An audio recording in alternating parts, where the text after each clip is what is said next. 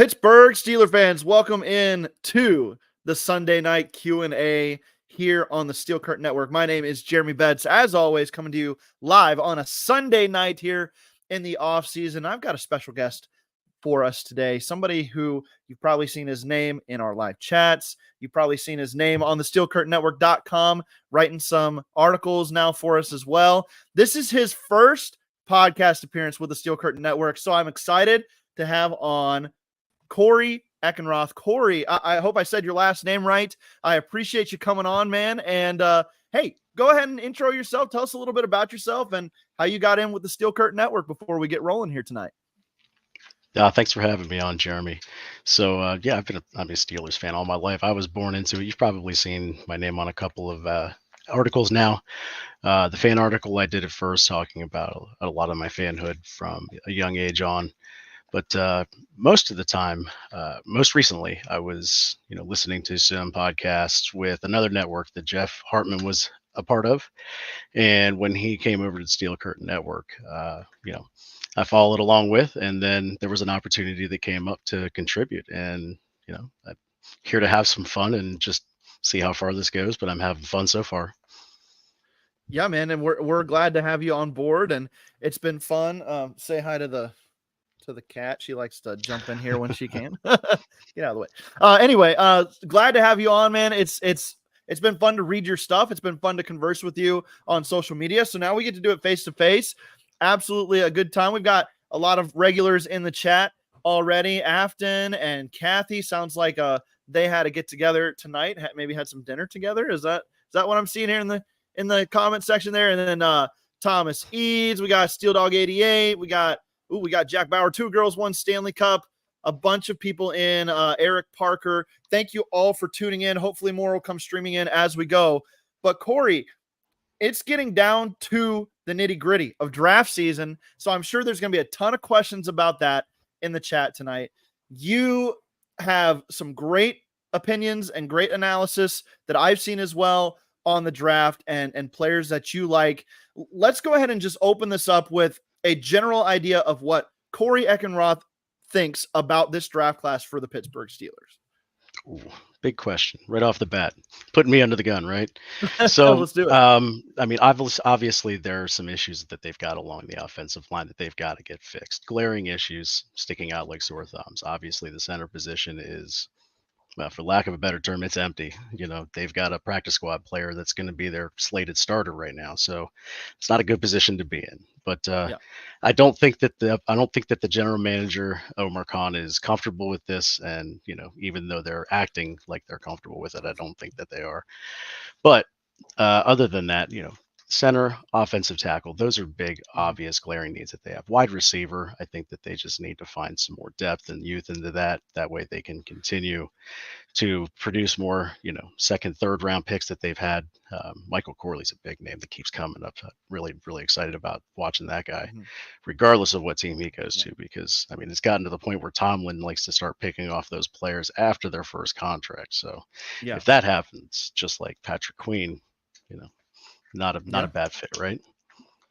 Absolutely not. And the best part about, or one of the biggest parts about team building is keeping your connections intact for down the road. That's how the Steelers end up with Minkah Fitzpatrick. That's how the Steelers, again, end up with Patrick Queen. It's a revolving door as players either play out of range of what a team can pay them in current contract, or in the case of Minkah Fitzpatrick, this guy he's too good for them to figure out how to use him. And so he comes to Pittsburgh and the Steelers say, you're a free safety. You're going to do a little bit of roaming back there, but you're going to shut down the back end. And he says, all right, that's what I'm good at. And now we've got an perennial all-pro player. That's how it goes. And I'm telling you, man, what I'm excited about for this draft class is how it definitely seems like the strengths of the class line up with the Steelers' biggest needs. You've got a really, really strong top 10 or so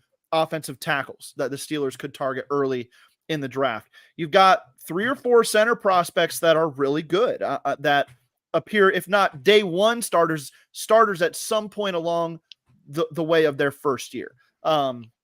You've got an absolutely killer wide receiver class that's as deep as it gets, the deepest we've probably ever seen. I mean, you're going to be looking at um, guys who can play a solid role for your team, right? On day 3 of the draft, a 4th, 5th round guys that can come in and immediately plug and play as role playing talents on your team. And that's not to mention the 1st and 2nd round prospects that could come in and become a lot of teams' number 1 receiver right away. It's going to be a lot of fun to see how this goes, but let's start answering some questions here. I do have one from Chris Fry saying, everyone says the wide receivers are deep in this draft. How deep is it? Can you find a starter in round 3 to 4? We're just talking about that. Corey, do you agree that you can find a maybe not like your wide receiver 2 on day 3, but can you find a guy that can provide you better than Allen Robinson level snaps in year 1 in round 3 and 4? Well, I think that 2 names that really maybe 3 names that kind of jump right off the bat. Devontae Walker from North Carolina. He actually had some issues with some transfer eligibility, but ended up actually producing really well this season. Another one is Jalen McMillan. He played for Washington. I mean, that guy is built in the same mold as Juju Smith-Schuster and can produce a lot of those tough yards that have been missing, ever since he and Hines Ward have kind of left that spot. And then maybe one that Mike Tomlin might go after himself, being a Virginia guy, would be Malik Washington. He seems to be a name that everybody's throwing around right now as well. Yeah, absolutely. I think, the Tez Walker one's very interesting because a lot of hype for him throughout the season, especially when he finally was able to get on the field, right, and start producing for North Carolina. Right. And so you got to take that into account with some of the smaller production from this last year. And then he gets to the combine, and there was some issues with catching the ball. Or no, I'm sorry, not the combine. It was the Senior Bowl in Mobile, where he had trouble catching the ball. A couple times. And so things kind of soured narrative wise on him, but I still think a guy probably that the league views pretty highly from a skill set perspective. I mean, he's got all the physical tools. And it's not like he had drop issues in college. It was just maybe a bad day at the office, maybe, no chance to really build chemistry with some of the quarterbacks there at the Senior Bowl. So I don't see that as a big issue. I think that he's a fantastic option in that 3rd round, early 4th round range is probably where you'll see him go. Maybe earlier. Who knows what these teams are looking for? I mean, you can see guys that fit a certain mold for a team go earlier than one might predict. I think that the wide receiver group is deep enough to where you can find quality players that are going to help you in year 1 in rounds 3 and 4 for sure. And you'll probably find a couple gems along the vein of a Puka Nacua, something like that in the 5th, 6th, 7th rounds that can come in and provide a spark for teams that can use them in the right way. One of the things for wide receivers, pass catchers, it's about situation. The quarterback that's throwing them the ball, the offensive system that they're in, identifying good talent and putting him in the right position to make plays is just as important as the talent that person possesses. So great question there. Appreciate that one. Let's get to another one. Afton asks Corey, do you have a favorite draft prospect or a favorite prospect for the Steelers? Why don't you go ahead and give us one of each, or if that person is the same person, let us know. Well, I'll be honest. When I first started looking at prospects this year, the first one that jumped out came from Shannon White himself. I mean, Zach Frazier's been the name that's been just linked to the Steelers, and everybody's fallen in love with this guy. And I have to. I drank the Kool-Aid on this guy. When you hear about, the state championships in high school, just the person that he is, everything that he's had to go through just to even compete at the combine with a broken leg. I mean, just the fact that he tried to hop off the field on a broken leg to save his team a time. I mean, there's everything that he does makes you fall in love with the guy. So I'd have to say that would be it. I mean, he's the prototypical Steelers center that we have needed for such a long time, that legacy franchise center. And he just seems like he's the fit. Is he going to be there at 51, or are the Steelers going to have to move up for him? What do you think? Well, that's an interesting question, especially with all the talk of Graham Barton moving up on the board now. Does that situation create a spot where it allows, Frazier to slide just a little bit, enough to get to where the Steelers can get to him, or at least, give up one of the 4th rounders or something to hop up there and grab him? I think they may have to move up. I don't think it's going to have to be too much. Sure. But they are going to have to keep a close eye on the board, because if there's any kind of run for centers, they're going to have to hop on one of them really quick, and that's not a good position to be in. We saw what happens with that when when you have Kendrick Green, or Yeah. somebody of that factor. So Yeah, or Artie Burns, that 2016. was the other one I was thinking William of. Jackson the third comes off the board Yeah. right before you, and you're left scrambling, and you bring in Artie Burns. And no offense to any Artie Burns fans out there, or Artie Burns himself, who I assume is listening to this podcast, obviously. I liked him Thanks. as a player. Yeah, I did too. As a prospect, he was intriguing. I just thought, where they took him was probably A the little too reach high. factor. Yeah. That's what made it worse. Yeah. Always makes it worse when you draft a guy too high and then he doesn't work out. So Well, absolutely I think in both instances there, with Artie Burns and with Kendrick Green, we expected a lot out of them because of where they were drafted, and maybe they just Yeah. weren't ready. Because I mean, look at what Kendrick's doing with the Texans now. He's producing along that line. So it's maybe they just needed a different scenario. Maybe it was a different scheme. But the Steelers were in a position where they were forced to take a pick, and it's already a delicate situation. We don't want it to get any worse. Yeah, they're playing with fire right now. They don't have a center on the roster, really. They don't really have a nickel corner on the roster. I mean, not a starting caliber one. I mean, you've got some depth guys that you would feel okay with a spot start here and there, but I mean, do you agree with that, or is there somebody that stands out to you as potential?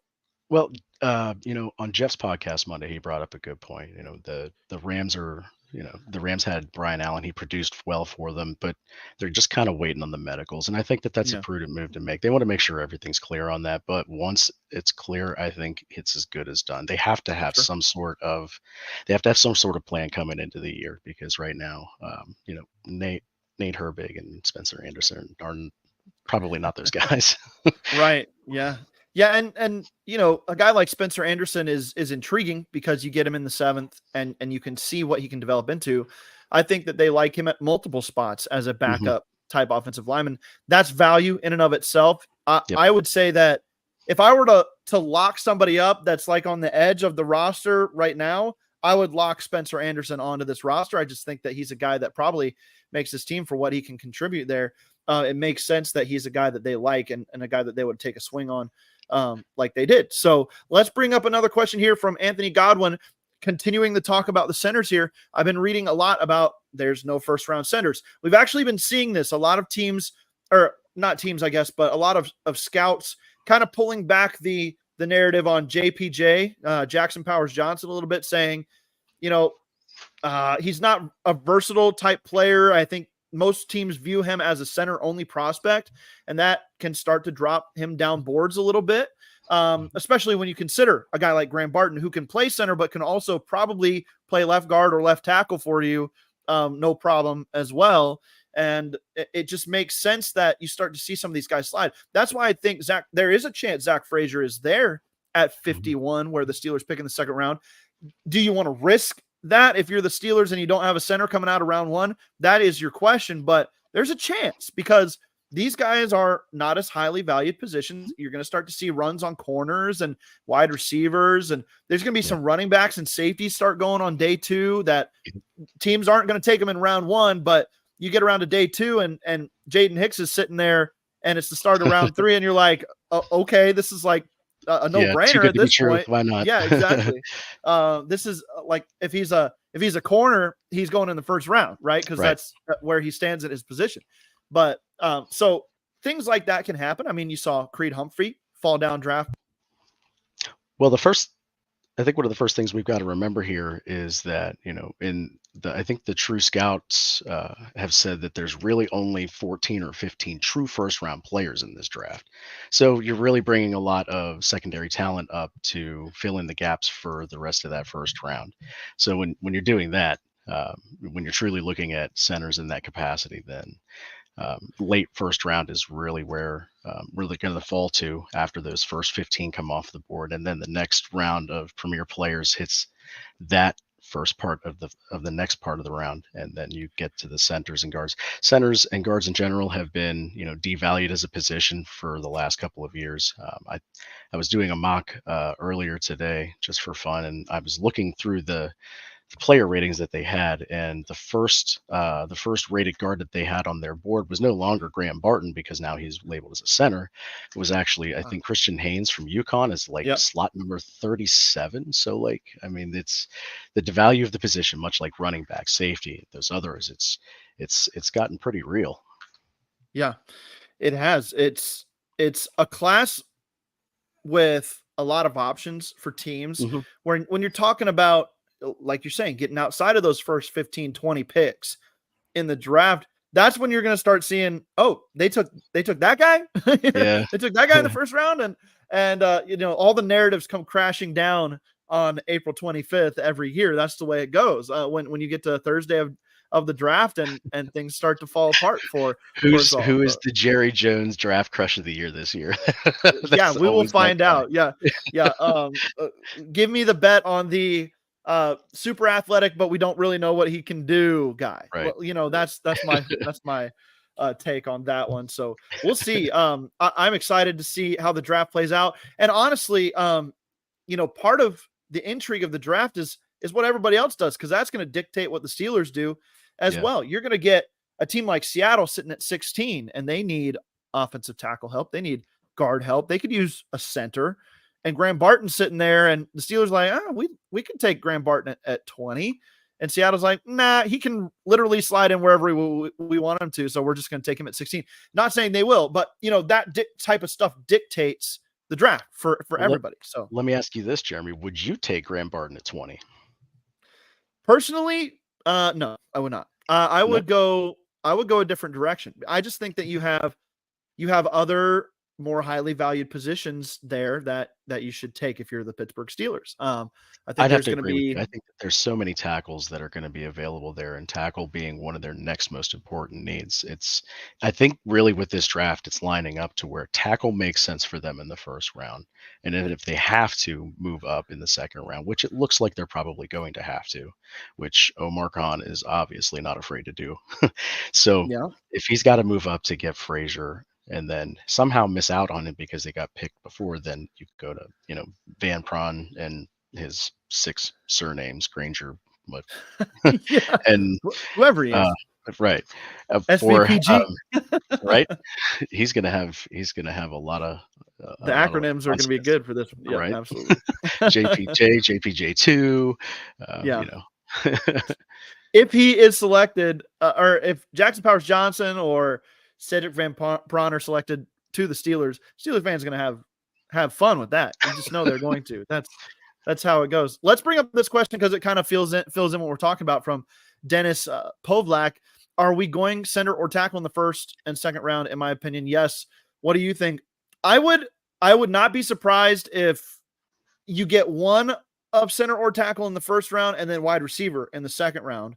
I also wouldn't be surprised if wide receiver is one of those third round picks and you do go tackle center or center tackle, whatever you need to do in whatever order you find it. I get the feeling that there's going to be like one of these offensive tackle prospects that everybody's assuming is going to go top 15 that's just going to be hanging out there by the time the second round rolls around, because there's so many good ones.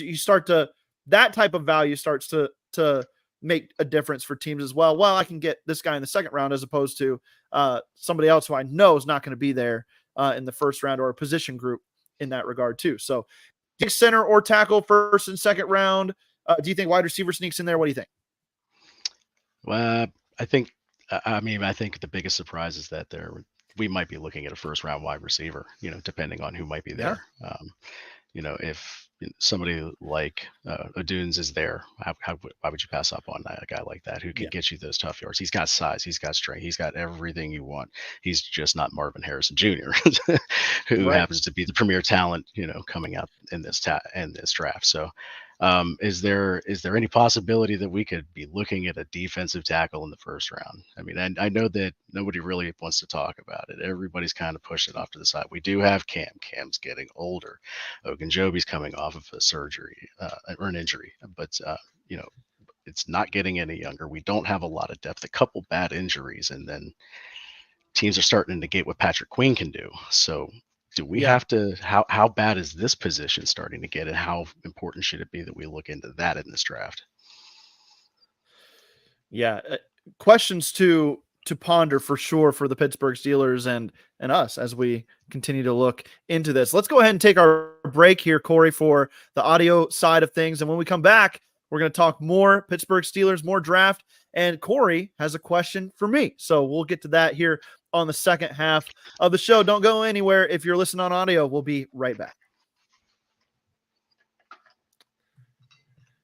And welcome back to the Steelers Sunday Night Q&A. It's Jeremy Betts and Corey Eckenroth here with you tonight. If you missed us live, definitely tune in wherever you get your podcasts. You can listen to this show as well as all of our other shows from the Steel Curtain Network and Fans First Sports, anywhere you get your podcasts. Man, that was the best I've ever done the promo for the website ever. And I just ruined it by talking about it, but that's okay because we are here to have fun tonight. Let's talk. Let's do this, Corey. You had a question for me, and I want to do this right now because I'd like to drive some conversation here. We do have some more questions that we'll get to, but you wanted to ask me about the first 3 rounds of the draft, and I'll let you set it up from there, how you want to handle this, but it's going to be fun, everybody. Oh, sure. I mean, these were just as I'm going through some of these mocks, and I know everybody's kind of doing a lot of mocks right now. Actually, let's start with that question, Jeremy. How many mocks do you do a day at this point? Well, we might be here a while if I tried to count that out. It's a lot. I would say probably 3, 4 or 5, 4, 5 or 6, something like that. I don't know. Maybe it's not as much as some people, but it does hit my schedule a lot. I'll see a tweet about so and so, and I'm like, ooh, that's interesting. Let me do a mock draft. Let me see what it looks like, because you can do it so fast. I'm guilty of it too. I'm guilty of it too. I'm probably up around 20 or 25 a day. Because they're so addictive. You get done with one, and it's so easy to just hit restart, pick this guy, pick this guy, pick this guy, and just see how. Use? What's your favorite website for it? I know that it may not be the best one. I don't by any means get paid by these people, so don't think that I'm making money for them. But I typically use the one from Pro Football Network, just because I typically like the way that they're a little more free with the trades that they present, even though sometimes they can be a little ridiculous in what they offer you. But I typically use that one just to kind of play around with. But with these mocks that I'm doing, I was just thinking about what are some other options that the Steelers might have, going into rounds 1, 2, or 3. And it really got me to thinking, if we were going to sit down and have a conversation like this, let me just put together a couple quick names and see what you thought about. So if the Steelers stayed at 20, if they didn't trade up, they didn't trade down. Let's start with that prerequisite. And they didn't actually go after a tackle or a center. Okay. Which that's a tough prerequisite to meet already because of the dire need of the situation. So now we're in fantasy land. But these were a couple of other names: 3 in round 1, 3 in round 2, 3 in round 3, just to kind of see, what you thought of each player. Quick recap on what you might think of them, and think of the choice that you're making in each one of them. So, in the first round, with the need that the Steelers have at receiver, would you take a Brian Thomas Jr. from LSU, or would you take the defensive tackle that we were talking about, Byron Murphy II? Would he even be someone that you would look at? Or we could possibly look at another safety, Cooper DeJean from Iowa. What do you think of those 3 guys? Cooper DeJean is one of my favorite prospects in this entire draft. I believe that he can play any position in the secondary. I really do. I just think he's got that type player, or even better. I think he's got enough athleticism to play outside corner. Let's just put it that way. I think that he can slide out and play outside cornerback. Now, he's going to be a zone corner. He's not going to be a press man, bump and run, get up in your face type corner, but he has the speed, athleticism, and instincts to play outside corner. I really believe that. That being said, I'm not taking him in the first round if I'm the Steelers, if Brian Thomas Jr. is still on the board at 20. This is a guy I expect to be long gone by 20. I do too. Just to be safe, but I do think if he's sitting there at 20, that's hard to pass up if you're the Pittsburgh Steelers. Look at what Arthur Smith has done in the past with his teams, and I think that it lays the groundwork for what you could see out of the Steelers wide receiver choice in this draft class. And it's big receivers on the outside, power forward type receivers. And Brian Thomas Jr. gives you that with 6 foot, 180 pound, 4.34 speed, right? That's the type of speed he has, even though he sits at almost 6'4" and 206 pounds. I mean, this is a freak of nature. He's my easy pick at 20 of these three guys.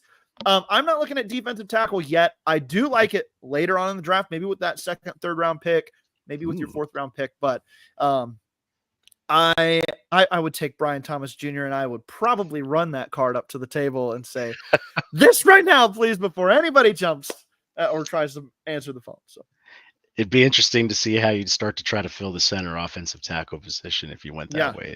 That's true. They'll have to do some gymnastics if they try that. But then how about round two? I had another wide receiver. This is another name that's really driving up the draft boards. Malachi Corley from Western Kentucky, the Yak God, they like to call him. Yeah. How about defensive tackle Leonard Taylor III from Miami? Floyd. And then the cornerback from Rutgers, Max Melton. He's been getting a lot of hype as well. I like him personally as one of their later picks, possibly. Yeah. I'm going to take the corner here. I'm going to take Max Melton. Melton absolutely blew me away at the combine with his athleticism at his size. And actually, I think he can move inside if he needs to as well and play nickel. He'd be a big nickel. So you probably end up putting him on tight ends if they split out that type of situation. But I do think that he projects as a physical outside corner. And I think that that's still a need for the Steelers, even though they've got Dante Jackson in the room. I just think that, that's a 1-year deal. Who knows beyond that? Who knows what you got in Corey Trice after the injury? Darius Rush as well. You just need more high profile bodies in that room. And I think that Max Melton fits that description. And so if I went away from the first two rounds here as a Pittsburgh Steeler fan with with a big play wide receiver and a shutdown corner, I'm pretty happy, even though we haven't addressed offensive line. That's probably just to give you some awareness, probably where I'm going with the third round here. Well, I'll be honest with you. At the 84 pick, there might still be some options. Taylor Bortolini from Wisconsin. He's got a really good rack score. So he's got a lot of athleticism for the position. And I mean, Wisconsin's used to breeding good linemen. So, I mean, you could definitely count on getting decent linemen from them that are well-rounded and polished right out of college and usually ready to go. So in that 84, in that 84 region, I had 3 more names for you. One was Des Walker from North Carolina, but I think, if you're taking Brian Thomas in the first, that's probably not going to be the direction you go here, right? You wouldn't double dip, would you? Or not yet. how about Roger Rosengarten? He's a right tackle from Washington. I think he could possibly slide in and maybe not start day one, but maybe halfway through the season, try to solidify that right tackle position so that Rod Jones can slide to the left. And then how about this one, defensive tackle? We'll come back to this one again. I'm going to get you on one of these. I want to see you pick a defensive tackle. McKinley Jackson from Texas A&M. Yeah, I love McKinley Jackson for kind of that big body that the Steelers have missed at the nose tackle for a few years now. If I remember correctly, he's like 6'3", 330, something like that. So he's a big dude in the middle of the defense, and really can stack multiple blockers and get upfield. If I had addressed offensive tackle already, I would definitely go with McKinley Jackson here. Sure. But I haven't done that yet. So I'm going to take Rosengarten because this guy is a physical freak. He really is, just like a lot of the tackles here. I think his movement skills are really good, but he's very raw. Needs some refinement, needs some work at the NFL level. But that's what coaching's for. Mike Tomlin doesn't run away from coaching. Neither should the fans. Go get the big offensive tackle with some upside here. So I'm going to go with these selections here: wide receiver, corner, offensive tackle, and then I'm going to try to get Tanner Bortolini in the back end of the third, or with my 4th round pick, or Kingsley Aguakun out of Florida, who the Steelers actually had in for a visit and met with. This is a guy that is a late round center, potentially with one of their 6th round picks that they could bring in and kind of be the man in training underneath a Brian Allen or whoever they would have to obviously bring in free agency. But hey, that was fun, Corey. Thanks for the questions. I'll there. be honest with you, Jeremy. I think you just put Steelers fans in no panic mode with those picks you had there, not addressing the tackle till late, no center at all.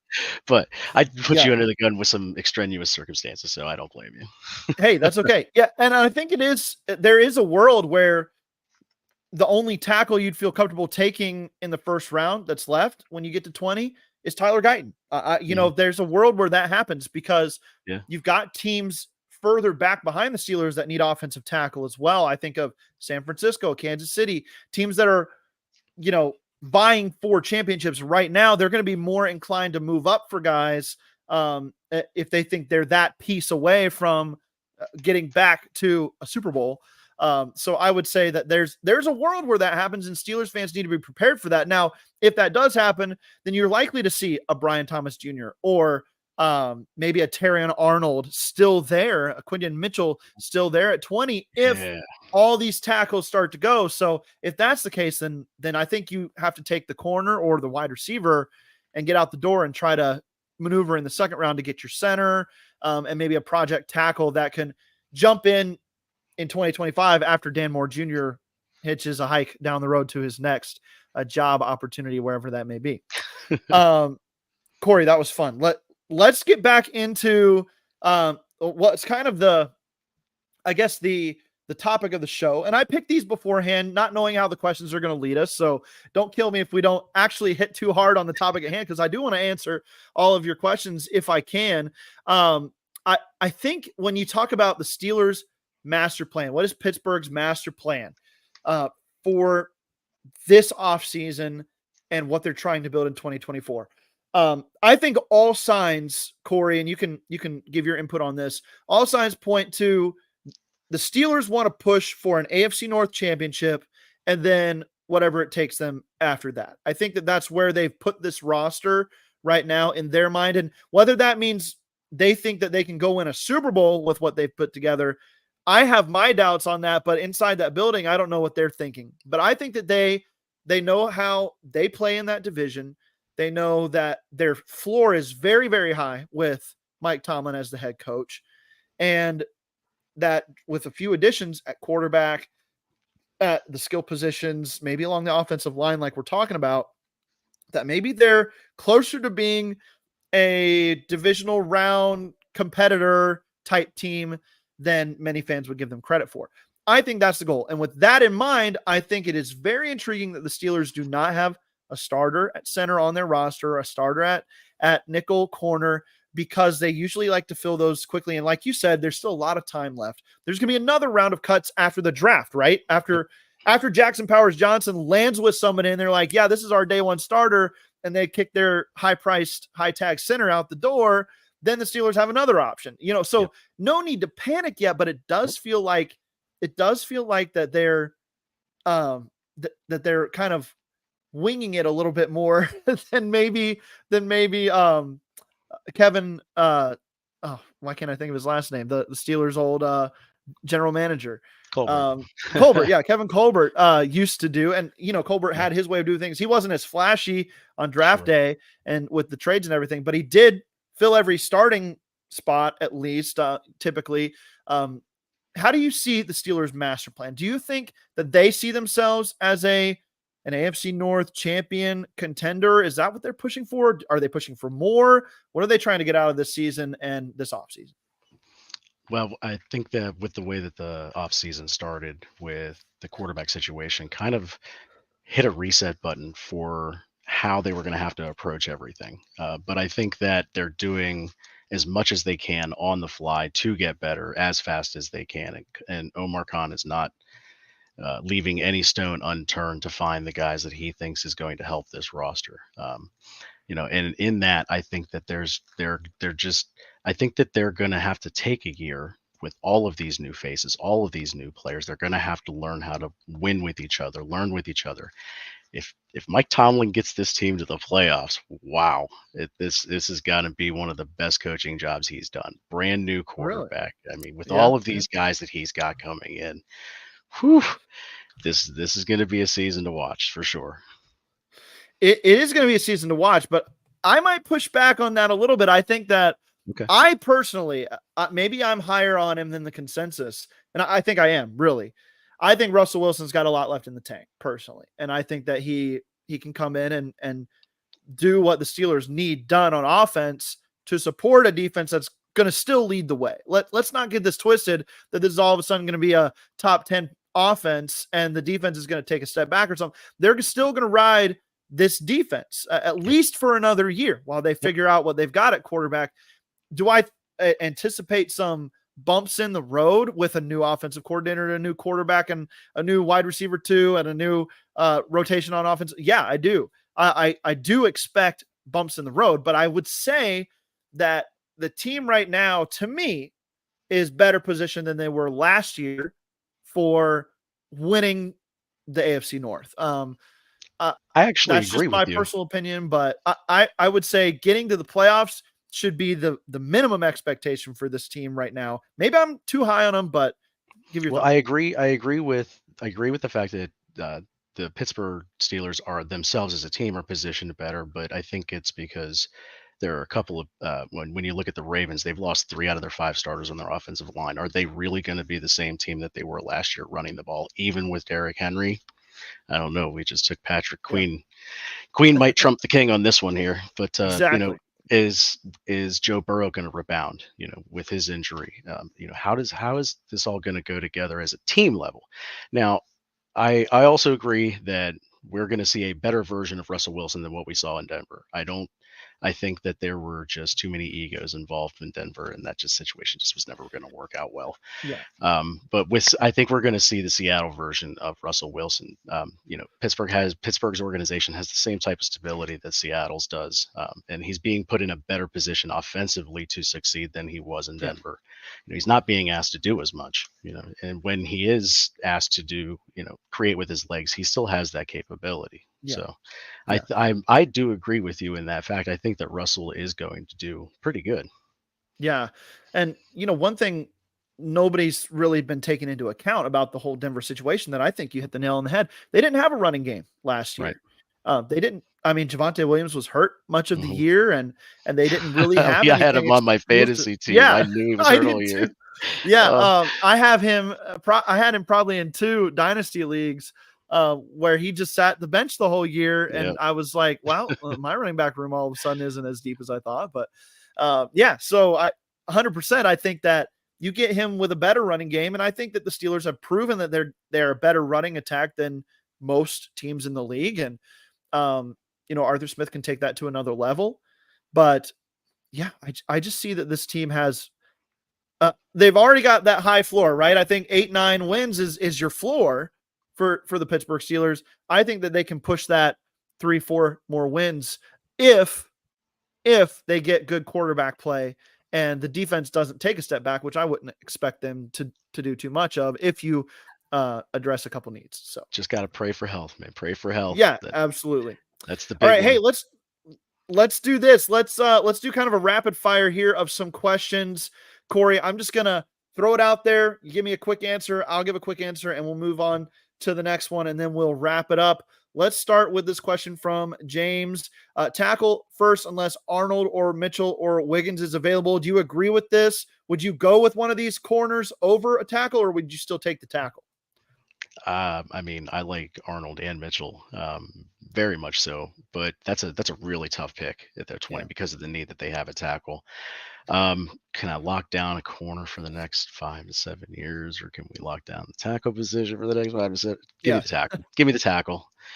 Yeah. It's just because of the way the draft is setting up. I think we're still going to be able to find a corner in the 3rd or 4th, maybe a Mike Sainstrel or something like that. Yeah.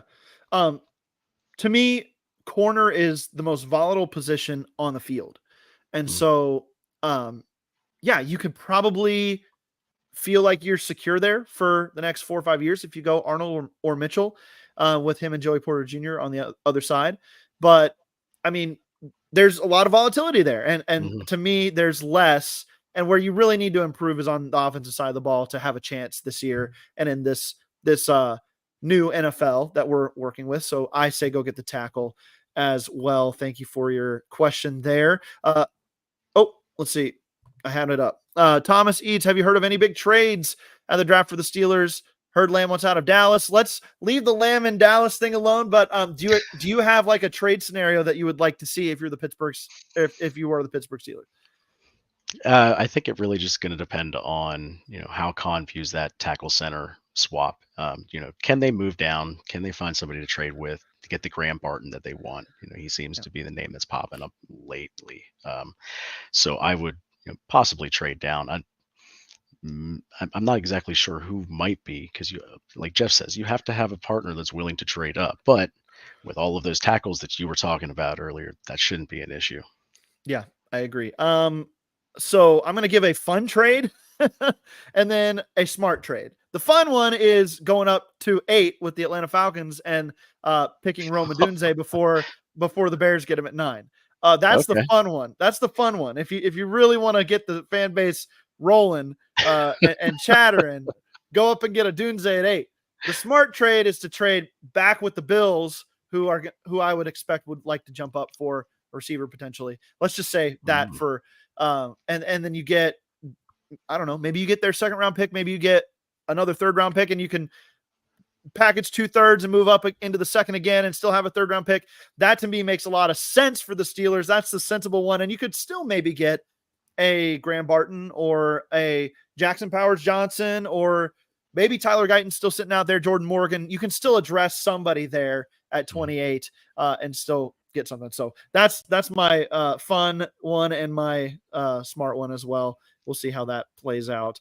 2 girls, 1 Stanley Cup. Are you guys worried the Steelers reach to get a center in the first round and pass on an elite player to fill the hole at center? I wouldn't say I'm too worried about that. I think that Omar Khan, let me rephrase. I think that Andy Weidel and Omar Khan together make a formidable duo mentally in regards to attacking the draft. I think that they're not going to be swayed by, we definitely need a center here when they're going to reach and take Zach Frazier at 20 and Marius Mims, who's still there at 20. I don't see that happening. What do you say? I would hope that they wouldn't reach for a center. Yeah. I mean, they've scouted them enough by now, and it seems to be consensus that they're at the end of the first round. So let's hope that if they're truly set on center, that they're going to sit tight or trade down, sit tight for a tackle or trade down for the center. That would be my guess. Yep, absolutely. I agree. Okay, we hit this one, but I wanted to bring it up. Eric, thank you for your question. What do you think about trading back in the first round, provided the Steelers are drafting a tackle in round 1? I mean, if you're expecting one to still be there wherever you trade back to, then I'd say, yeah, that's the prudent move, because then you add picks and the Steelers have needs. So, but I just have concerns. I really do, with thinking that anybody out of those first 7 or 8 tackles that everybody talks about is going to be there much past 20, personally. But we'll see. What do you think? Nah, I don't see many of the premier tackles being available at the end of the first round. They're going to be gone. They're prime players, prime blue chip players that are needed. Yeah. Maybe you get a Adonai Mitchell if you trade back, something like that, at wide receiver. That would be intriguing to me, but he's a guy too I could see pushing up the board as we get on draft day as well, with some of the teams that need receiver towards the back end of the first round. Let's see here. Okay, this is a suggestion from Mr. Stiller fan, and I like it. If he's there, are you taking JC Latham at 20? He says JC Latham should be their first pick. If he's there at 20, that would be tough to pass up. That's a big dude playing right tackle. That is a big guy. Do you think he'd still be available if they moved down, even if they had their sights set on him in the first place? I don't think if they move down. Okay. This is the guy who I could see going anywhere from 11 to 25, but I don't think he's going past that. I would say there's a strong likelihood that he's gone earlier, but I actually had him rated somewhere between 15 and 25, 15 and 30, somewhere around that range. Yeah. Yeah. So he's a guy that I love. I think it's interesting that he was not at the Steelers dinner banquet with the Alabama prospects when they were at the pro day. So, but maybe that was just a scheduling conflict or something. Yeah, We personal don't engagement. know, but he Yeah. was the only big Alabama player, big name Alabama player that not there at that dinner. So, let's do this one from Afton. If Odunze is there at after 13, I'd be open to trading up for him. I don't see him falling that far. She says, I agree with her. There's no way, in my opinion, that he makes it outside the top 10. If you want a Dunze, you're going to have to go up inside the top 10 to get him. I think, Corey, you're nodding in agreement. Oh, You're absolutely. agreeing with There's that. no way he's lasting outside the top 10. The real question is would they trade up to 10 or prior to 10 to pick a receiver in the first round with so many open other needs? That is the question. And many fans would not be happy with them if they did. I would be elated to land a Dunze, but I would be also very scared of what you're giving up, what kind of player package you're giving up for. He's him. going to be good. He's going to be Yeah. really good. Yeah. He's a slam dunk, in my opinion. So if you're I'd going agree. that route, if you're like, I'd rather take one slam dunk than two maybes, then okay, I can get behind that thought process. But I mean, Sure. you really need help on offensive line, man. You really do. Absolutely. All right. Eddie Long says, I'm telling everyone this now. We won't draft a center till the 4th round or not at all and get an undrafted free agent. Corey, do you see this happening? I mean, if they prize that long snapper in the first like they do, then yeah, probably. Yeah. Because that's the only way I see that happening. Hey, man, their first free agent signing was a long snapper, so come on. I Yeah, mean, yeah. bringing back And Kuntz. they did take Colin Holba. What was it, the 5th round? Yeah, it was early, way too early for a guy that didn't make the team, right? Or did he make the team that year and was gone the next? I can't remember. They cut him and they brought Kuntz in, and Kuntz has held Yeah. it down since. Yep. Hey, Eddie, let me say this. I think that there's a chance that they could wait till the 4th round to draft a center, but that would be because the We value were you're talking about getting. Bortolini. Yeah, Tanner Bortolini. There's another guy from, I think, Mississippi that I like as well. But I can't think of his name. Lemmer or something like that. Lemmer. Yeah, Lemmer. He's a good player. And he's a prospect or project center, obviously, but he could be there as well. They could do that, but you would have to be looking at guys falling down the draft board at their 2nd and 3rd round picks that they did not think were going to be there at wide receiver, corner, something along those lines, defensive tackle, for them to eschew center, in my opinion. I think that they have a strong desire to get a center in this draft. Yes. But we'll see, Eddie. We'll see how that goes. Okay. A couple more here.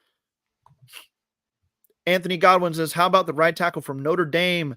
Blake Fisher is his name. I like Blake Fisher. I don't think that his athleticism is up there with some of these other guys that we talk about. There's another player from Yale.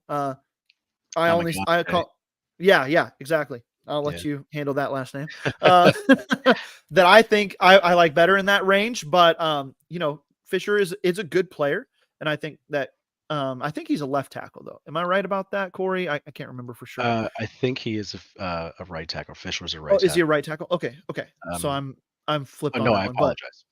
Fisher is a left tackle. I was going to say the right tackle I was thinking of in that range was also the one you were talking about, the guy from Yale, Kieran Amagadaje.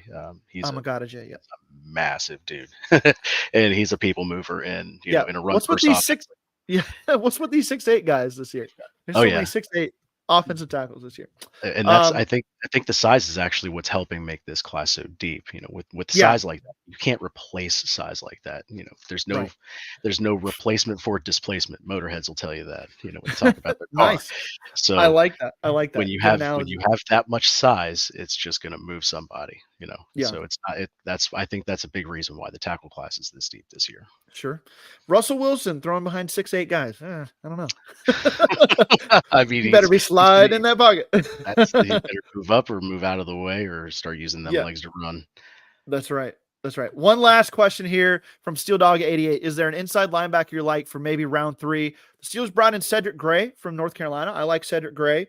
I do as well. The Michigan linebacker, Junior Colson, I expect him to go in the 2nd round, but if somehow he's there near the top of the 3rd, that would be to me, a home run pick at linebacker if you want to get one that early. I like him a lot. Anybody else, Corey, for you?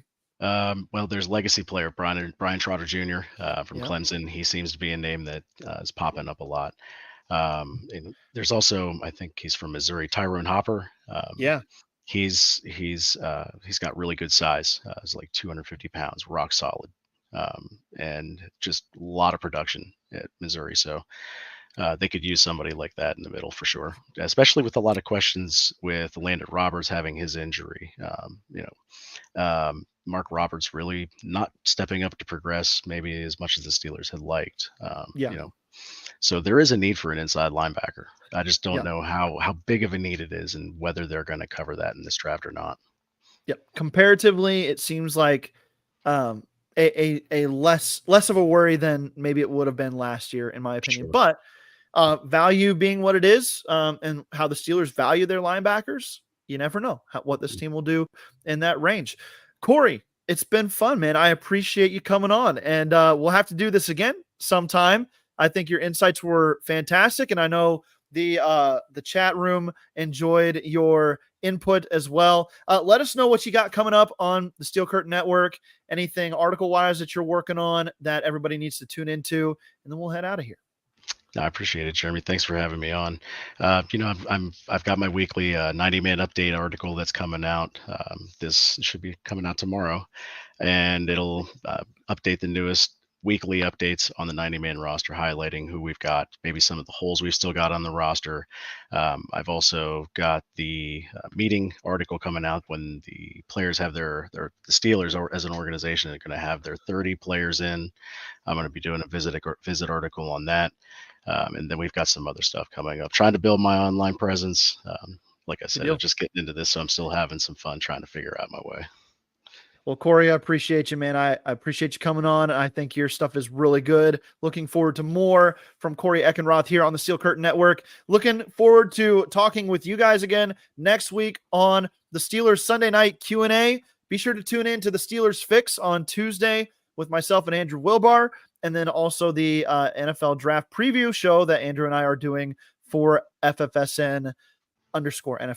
If you follow that account on X, keep an eye open for that. We're breaking it down as we get closer to the draft. It's all about the draft here for the Steel Curtain Network here coming up, and we hope to see you around for all of it. For Corey, I'm Jeremy Betts. We'll talk to you next time here on the Steelers Sunday Night Q&A.